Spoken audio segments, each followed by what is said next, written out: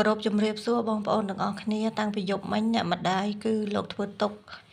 តែដោយសារថ្ងៃបន្តិចប្រហែលជាម៉ោង1ជាងលោកបានធូរហើយព្រោះព្រះអង្គភ្នំត្បែងដែលអ្នកម្ដាយចូលឆាត់រួតថ្ងៃមុនហ្នឹងលោកបានសមាធិផ្លូវក្នុងជួយអ្នកម្ដាយអញ្ចឹងដូចខ្ញុំជម្រាបជូនអញ្ចឹងគោបាស្នែងសេះហើយនឹងកបីឃ្លៀចកបីខ្មៅមកច្រើនណាស់ធ្វើទុកអ្នកម្ដាយធ្វើទុកដល់ទាំងខ្ញុំទៀតហើយសំខាន់ផ្ទះខ្ញុំហ្នឹងគឺខ្ញុំអត់អាចអុជធូបបានទេ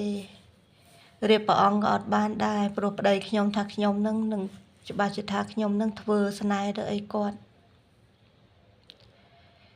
ចឹងជួយអ្នកម្ដាយអត់បានចឹងស្អែកហ្នឹងថ្ងៃទី13ត្រូវយកបច្ច័យដែលបានពីប៉ុនហ្នឹង3លានរៀលហ្នឹងថាយកទៅមន្ទីរពេទ្យកុមារស្មាទោសយកទៅកន្លែងមណ្ឌលកុមារកំព្រាបានប្អូនស្រីនៅសួងចាប្អូនស្រីនៅសួងបានខលទៅព្រះសង្ឃដែលនៅភ្នំត្បែងចឹងព្រះសង្ឃលោកអត់ជ្រាបទេព្រោះលោកមានអិនចុច7ណាអត់បានឃើញកាលដែលខ្ញុំប្រហោះយប់មិញទេចឹងខ្ញុំកំពុងតែគិតគូរដែរថាបើសិនជាខ្ញុំអុជធូបអត់បានដឹងថាធ្វើមិនទៀត